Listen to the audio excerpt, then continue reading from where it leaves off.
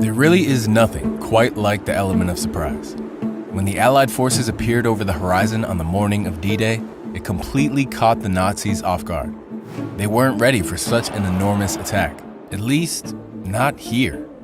According to German intelligence, an attack was expected to take place 150 miles away in Calais, and so most of their troops had been moved to defend that location. While the Nazis were defending an empty beach, the Allies stormed their way into Normandy and ultimately went on to win the war. The Nazis had been tricked, and it was largely thanks to one man who had spent years trolling them from his own home. By feeding them correct but useless information, it led them down rabbit holes, slowed them down, and ultimately tricked them into losing the war. This man had no spying experience, and yet with sheer charisma and imagination, he managed to win the trust of Hitler, whilst simultaneously becoming Britain's best spy. Before the outbreak of World War II, Spain was having its own civil war between the Republicans and the Nationalists. No one despised the war more than Juan Pujol García, a chicken farmer from Barcelona.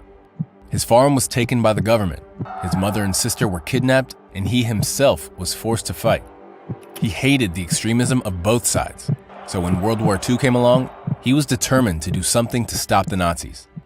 He went to the British embassy in Madrid and offered to start spying on the Germans.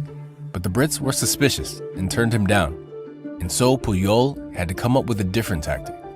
This time, he went to the German embassy, pretending to be a passionate Nazi supporter that worked for the Spanish government. At the time, the Germans didn't have a reliable spy network in Britain, and so they desperately needed all the help they could get. Pujol was hired. They gave him a codebook, a bottle of invisible ink, £3,000 in cash, and told him to move to London and start spying on the British. Instead, he moved to Portugal and simply pretended to be reporting from London.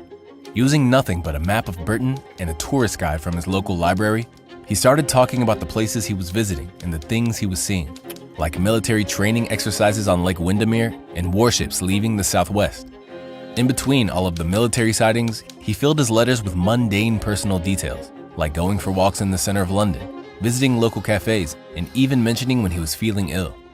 To take things even further, he started creating a network of sub-agents that were supposedly feeding him information from all over the country.